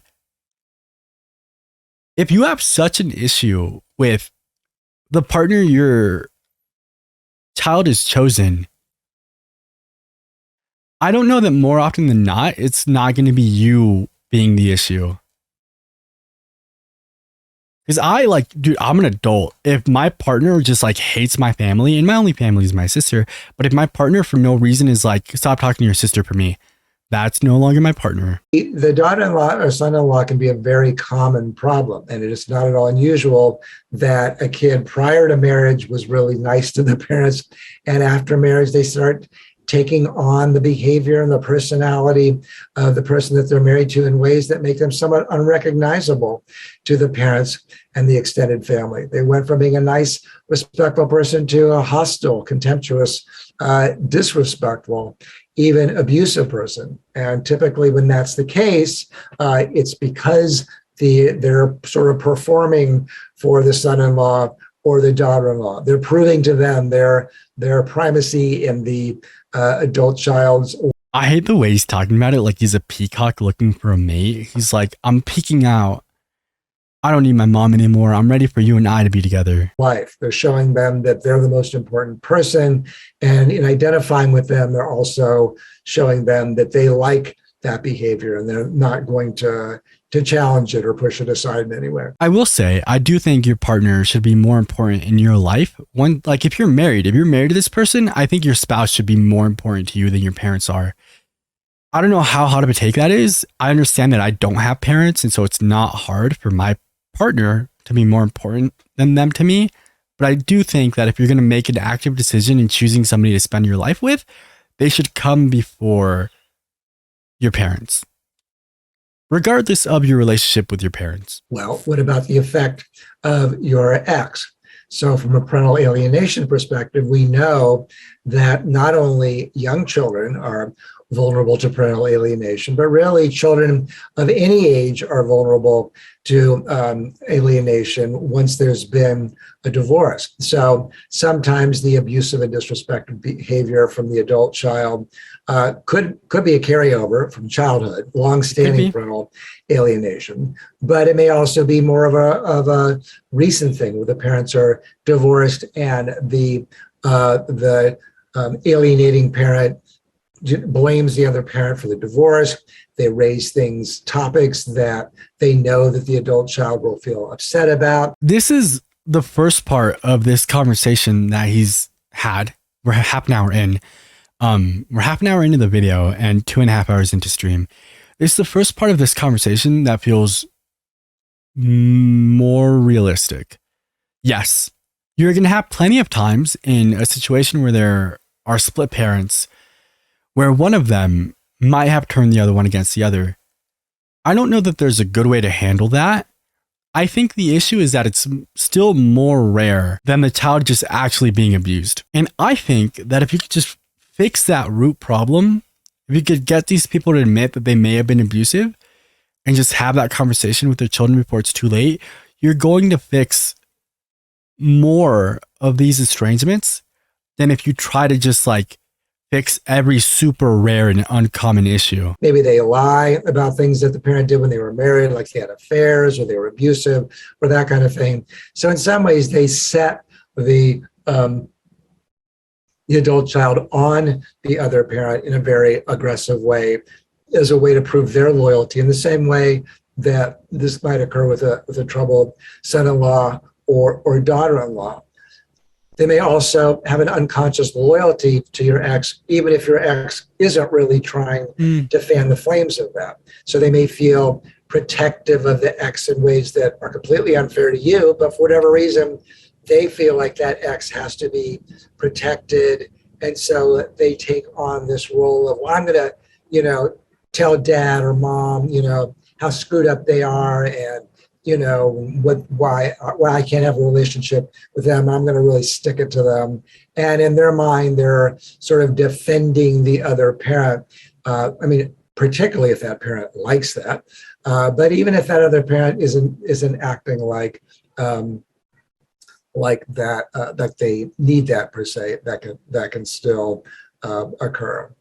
So the X can be a very powerful form or influence of aggressive behavior, particularly if they're acting very victimized or wounded by the divorce, or they're revealing things that happened during the marriage that cause the adult child to be contemptuous of that other parent, or they indicate in some way that they like that, or the other parent has misrepresented who you are, what you did. Or I do think there's some conversation here that needs to happen, not with him because he's just so off to one side, where your ex-husband, wife, partner, the stepfather of your child, someone could have absolutely turned them against you. An example that we have is Maddie and Breakdancing Dad, right?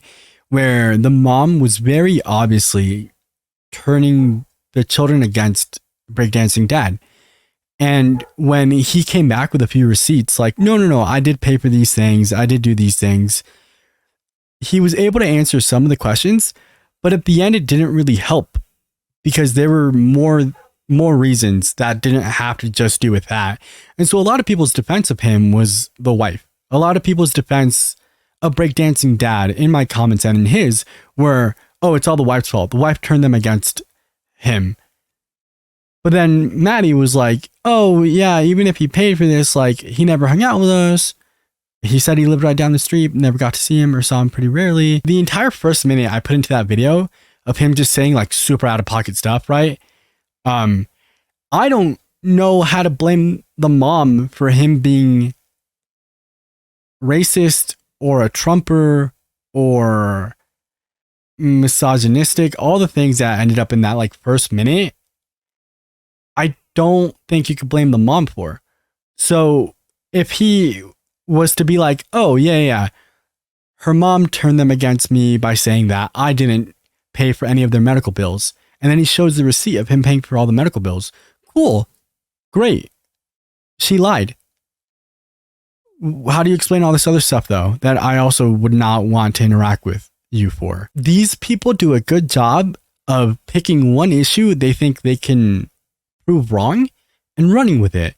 The exact same way Diane was like, I guess it's about politics, but that has nothing to do with me. That's about my husband, Ted. When she had like a full list of things and blurred them all out and only chose one. Or Don, who was like, I said something, but like, I don't know, I had a concussion. When I don't know too many people that fully cut people off for one little mean comment they make. I don't know how much I want to be like, oh no, yeah, the one thing that can be proven wrong. I'm sure you're a great person besides that. Now, there are times when it's going to happen. There are a good amount of times where like the ex-husband, wife, spouse, partner, stepdad, stepmom, step-parent, whatever, did feed a lot of information that may have been harmful to the child. But we've only seen one example where that actually mattered. Every other example has been like, yes, that one part was a lie. Sorry about that. But what about all of this? What about you being like, oh, therapy is only for women and so it doesn't count because there are not enough men in there for it to be real, which is a paraphrase of what Breakdancing Dad said. The only example I have isn't even one that we've watched. It was another Reddit story I got on TikTok where this like teenage girl was raised to just really hate her dad by her mom. And I don't remember like all the reasons, but one of the things was that the dad was an alcoholic and that he like never drank around her when she would visit. But whenever she wasn't there, that's all he did. He would drink and work on his car. And so she like hated him for like leaving the family and being an alcoholic. And what she found out from I can't remember who it was. It was one of her family members, I think, told her that the reason he started drinking was because he walked in on the mom and the mom's now husband, so her stepfather, sleeping together. So he left, started drinking, and that was it. Like, that was his entire life. He would just drink and work on his car. So the daughter, who at that point was in college, felt really bad, got mad at the mom, and went to go live with the dad. And like a year or two update was that they're doing great and that she doesn't talk to her mom anymore. But that's one example. One. And you're not going to convince me that you're all like that you all have that story. I'm sure if I had a relationship with my dad, like he and I talked and I was like not into it, he would probably blame my mom. He'd be like, oh, your mom said these things about me. And I'd be like, oh, well, don't really talk to her either.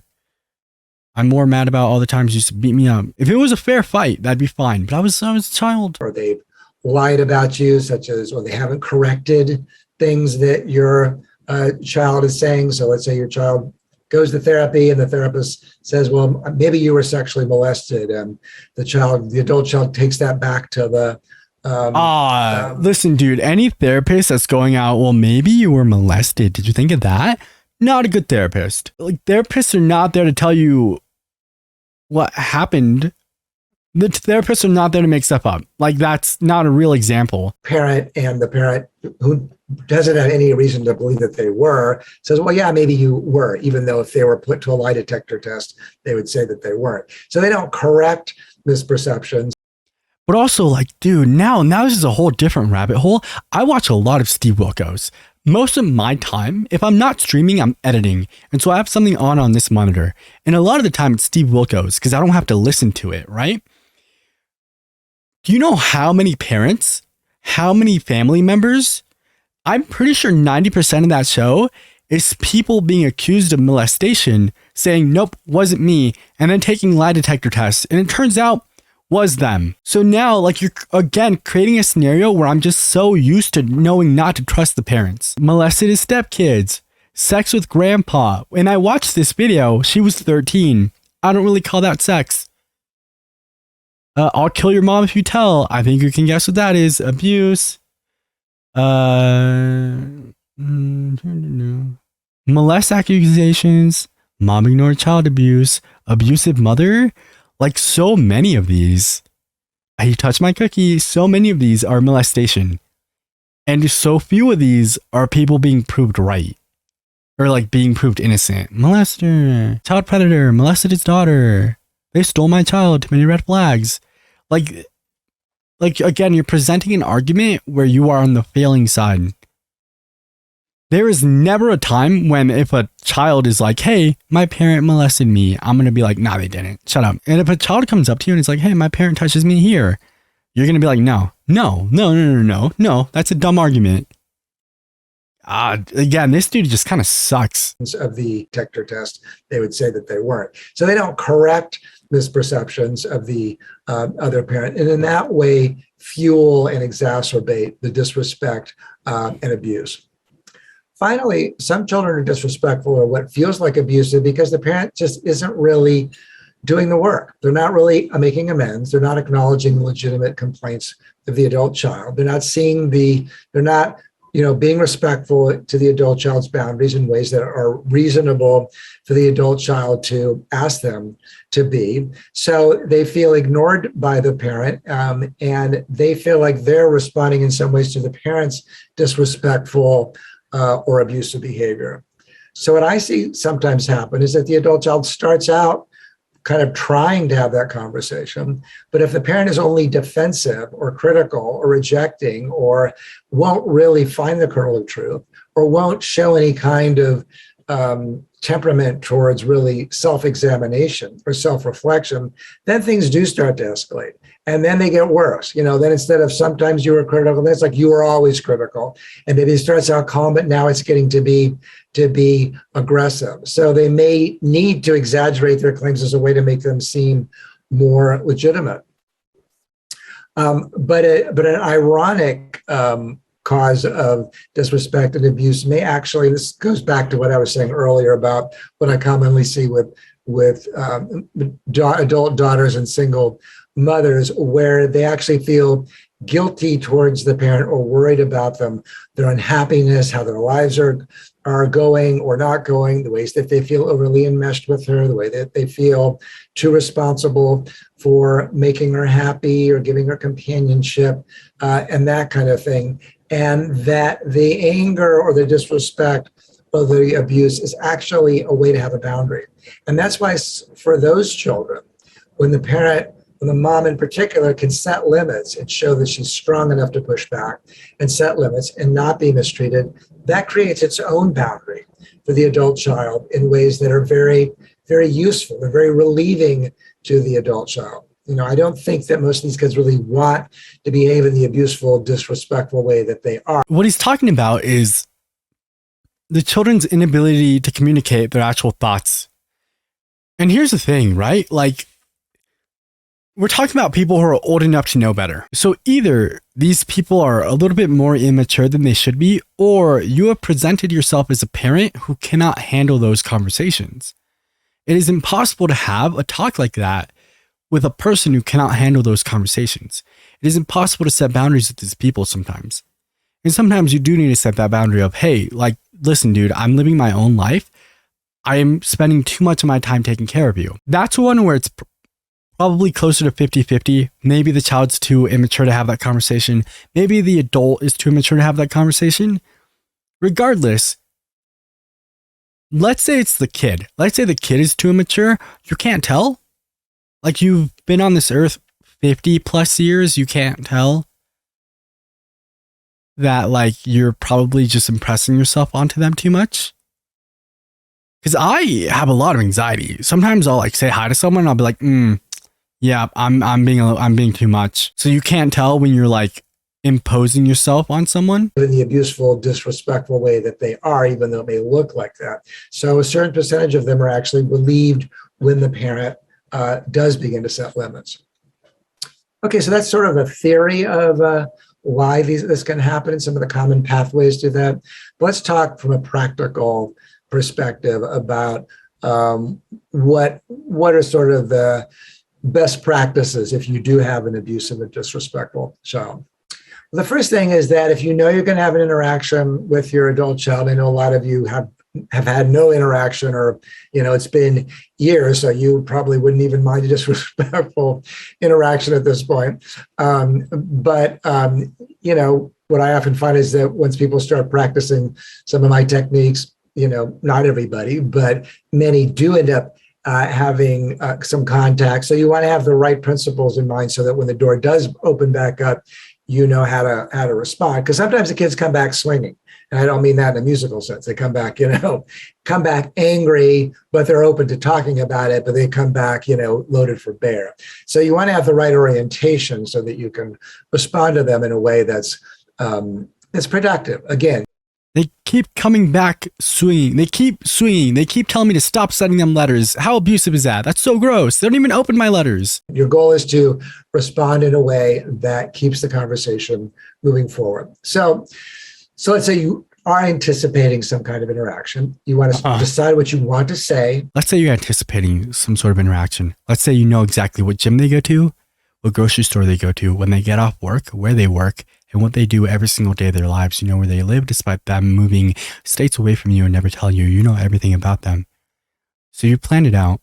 Tomorrow, 3:26 p.m., when they're at Costco getting their daily rotisserie chicken, maybe a hot dog, you're gonna ambush them. I don't get it. Maybe I'm just not enough of maybe I'm just not enough of a stalker. Maybe I just don't have it in me. Maybe I'm not the predator. Congrats, you are. Like, is that what you wanted? Decide what you want to say before the interaction. What are your goals? Are there particular points that you want to make sure that you're going to make? You may want to write out 2 to 3 of the most important things that you want to say. If you're particularly nervous, practice saying them out loud. There's no harm in that. On the other hand, have an exit plan.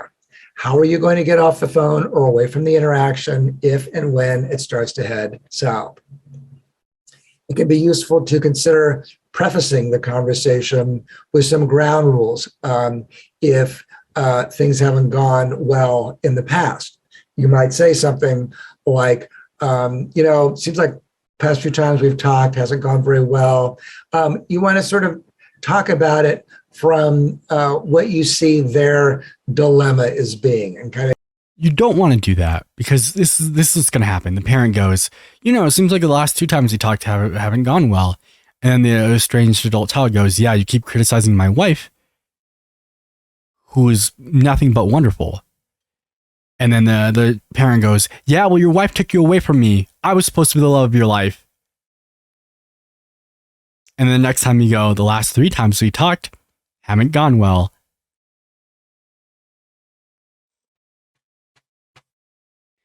Oh, gosh darn it. You guys have like a go-to joke? Like if somebody was like walked up to you on the street with a mic and went, tell me a joke, what would you say? Mine is, let's pretend this is a microphone.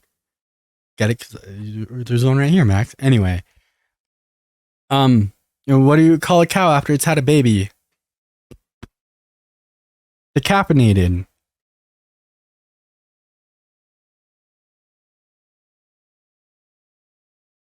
Get it? Like they took the calf out? Kind of give them a graceful way of showing that you understand or may understand why they communicate in the way that they do. So you might say something like, well, I get that maybe you feel like I haven't done a good job listening in the past. And you may feel like you kind of need to hit me over the head with it for me to get through to me. And maybe that was true historically. But I want to see. Maybe that was true historically. For the last 45 years, it's been true. But this time, the 12th time, I promise you it's different. Sure, big dog. You and I can have a different, more productive conversation. So, maybe you could just try to tell me what you want to say. I will say that something he probably doesn't realize, that in setting up this conversation, you are setting it up so that it is impossible for you to fail, right? And so you're going, here are the ground rules, right? We're going to have a good, productive conversation for the first time. All right. I know the last ones didn't work out, but this time it's going to. So that when it doesn't work out, you go, oh, I tried the best I could, like I did such a good job, regardless of whose fault it is. So you're creating a power dynamic that's already kind of problematic. And I don't know what the alternative is other than just like letting them come to you. What do you want the alternative to be? Because like what's going to happen is you're just going to make it so that you can't talk to your adult children. In a low-key way, I promise to listen and respond in a respectful way. So, while I want to understand what you're saying, it is hard for me to focus on what you're saying when you raise your voice, when you get really mad at me, when you start calling me names. I don't know, just some part of my brain starts to shut down. So if you could just try to say whatever it is, in a calm, respectful way, I promise you I will try to respond in a way that is going to feel productive to you as well. And you can sort of model it. You could say to them something like, well, you could say to me, I think you're a terrible dad, or I think it was your fault. The family split up, or,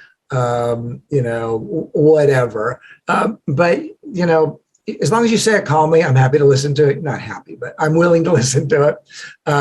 But you can't call me names, can't yell at me. Let's just have some kind of basic ground rules. My fear with that is that his audience is not the people that can have that conversation.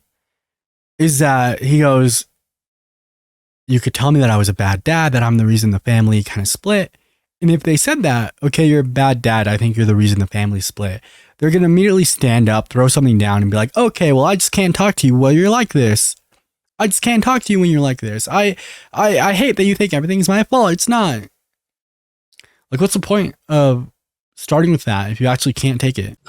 Now, so let's say that you set those ground rules, but then pretty quickly it starts to devolve into something much more chaotic and disrespectful and hurtful and problematic. So you probably at that point need to set limits. You might say, look, why don't we take a time out and both of us just get off the phone or remove ourselves from the situation for an hour or so. And once we're both calm, get back on the call, or maybe we should just resume it tomorrow. And the goal of a timeout is really just to calm down. It's not to prove yourself right. If your kid refuses to do that and they continue to escalate, you could say, well, this actually isn't feeling productive to me. So I'm going to either hang up or I'm going to leave. If you want to talk about it more tomorrow, I'm happy to do that. But this doesn't feel very good to me. It can't feel that good to you. Now, then you want to follow up within 24 hours and just say, checking back in with you, wanted to see if you wanted to try again, see if we could do a better job this time than the last time. I know I got kind of triggered. I think you might have as well. I don't know. You can say what you felt, but I know it probably wasn't as productive as either one of us would like it to be. Now, if you don't feel like it can be productive, you might suggest that you continue it over email, but just suggest that it's very short. You don't want to read one of these freaking long diatribes that I often see from these adult children with their parents telling them if they're narcissists or borderlines or gaslighters or whatever it is. You do not want to read any of the real points your child has to say. What you want to do is make sure that you tell them how they're supposed to feel, how you feel, and the points that you have as to why you think this is stupid. Don't give them an opportunity to list out the reasons why they are estranged from their end. You don't want to read that. It's long and boring. If you want to do something long and boring, well,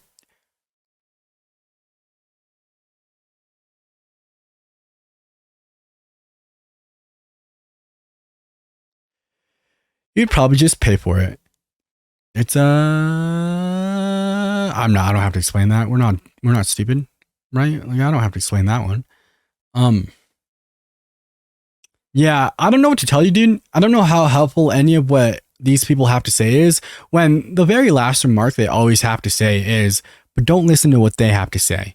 Remember that it wasn't your fault. Okay, it wasn't your fault. You're right. It's not at all your fault. You know what you should do? Just to really show them that it wasn't your fault, you should move on.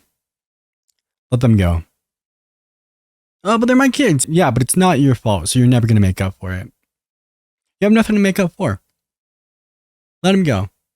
When they realize it's not your fault, they're going to come back to you. If you're getting a long message, you've done a bad job of being receptive to what it is that they have to say. And the only way for them to say it is to just give it to you all at once in writing and hope that you read it. Or just know that they tried. They sent it to you. You can't be like, well, you never said that to me.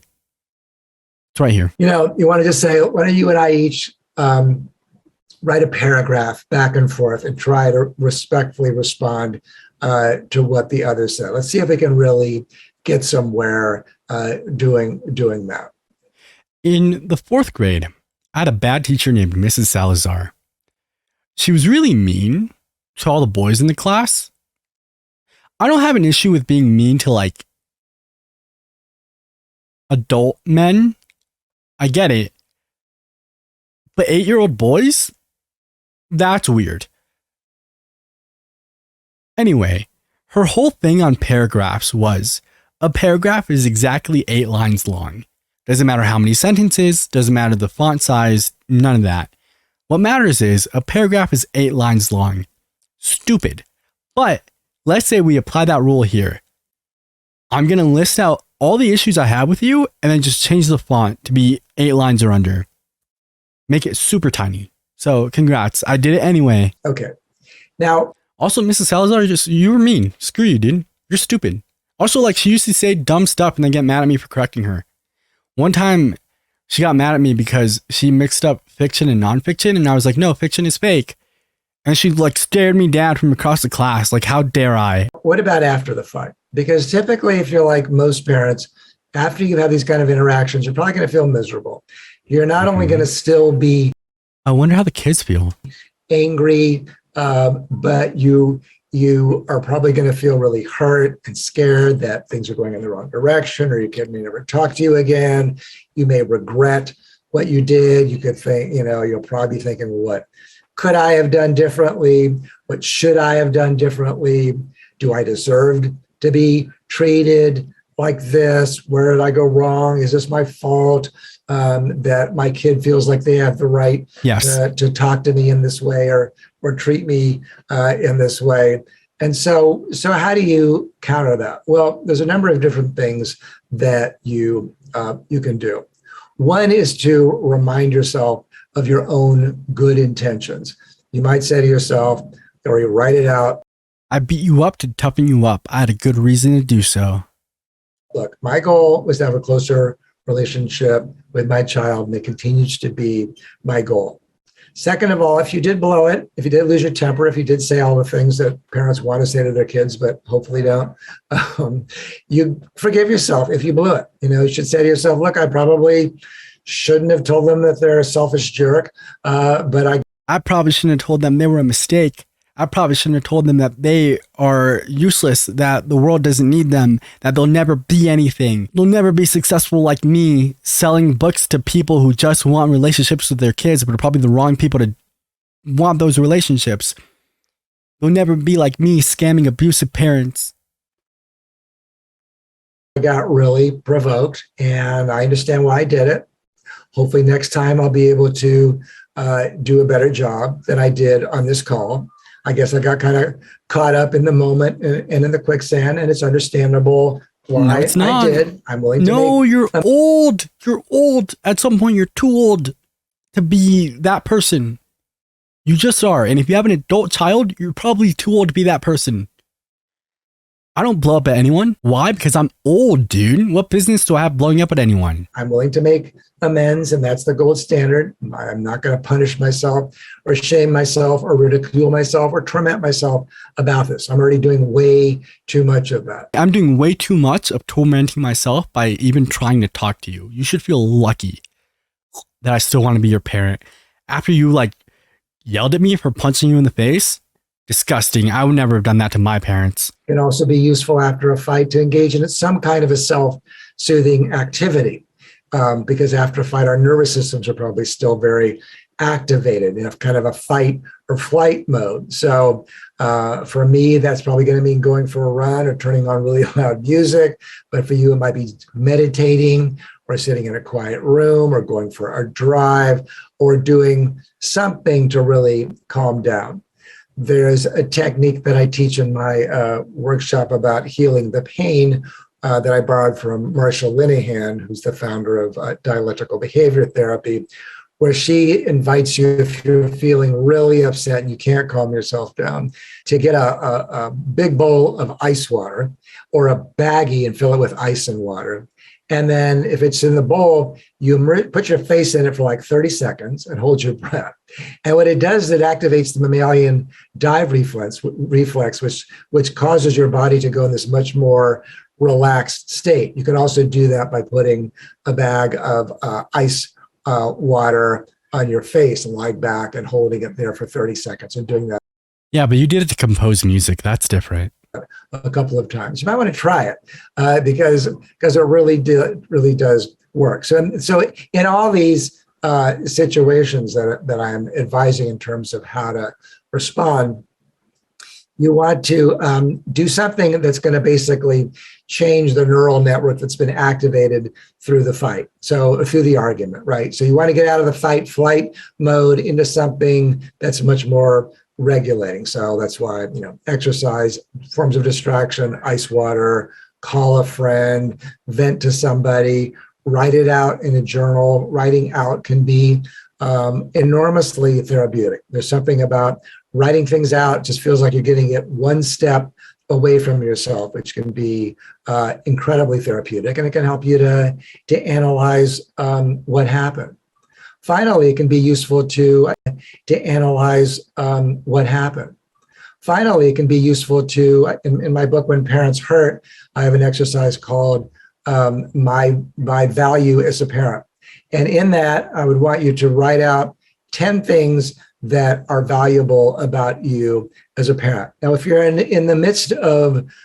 No, you already know that's going to go to them being like, fed them, clothed them, bathed them, raised them, only hit them 5 days a week. Like they got weekends off. I wasn't there. I provide them enrichment. I gave them Flygon HG videos to fall asleep to.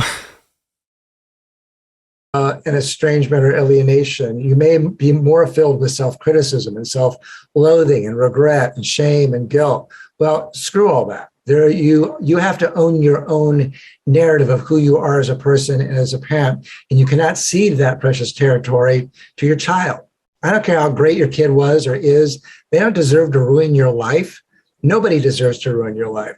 And so one of the ways to reclaim your definition of your parent is not to buy into whatever your kid's saying. I mean, that's why parents write a men's letter. It's kind of like, yeah, these are mistakes I made. I'm really sorry.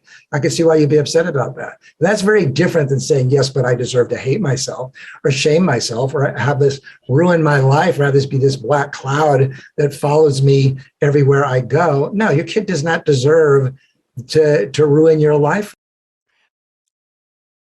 Why are you putting this on the kid? Like so many of these children have just asked to be left alone. They're not trying to ruin your life.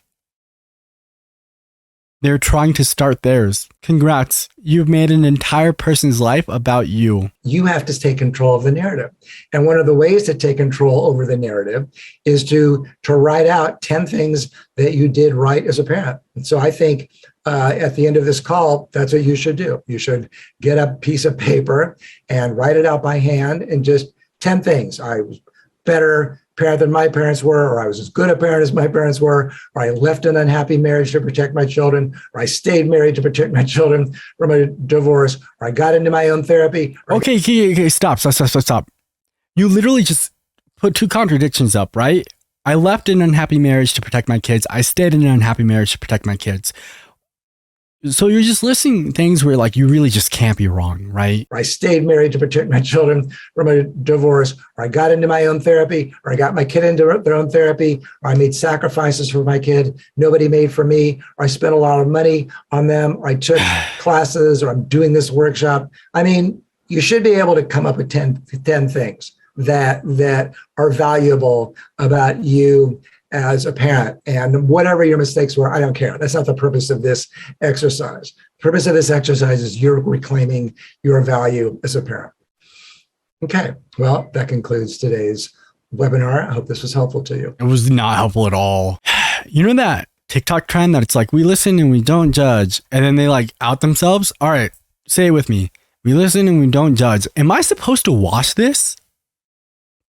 It's an electric blanket. And I use it every day at this point, and I have been for like at least a couple months now. Long time. Am I supposed to wash this thing? Because like this is where it plugs in, right? I'm assuming I can unplug it, but then it has all the stuff inside. Am I supposed to take it out? I don't know. There's a tag on it, I guess. Oh, I am.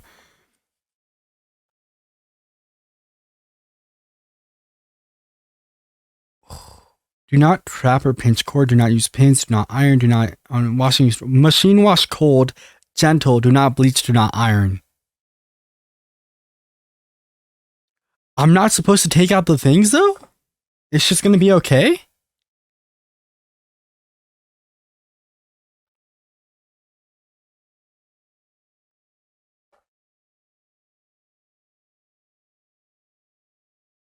Do I leave that in the video? Did I just let people judge me?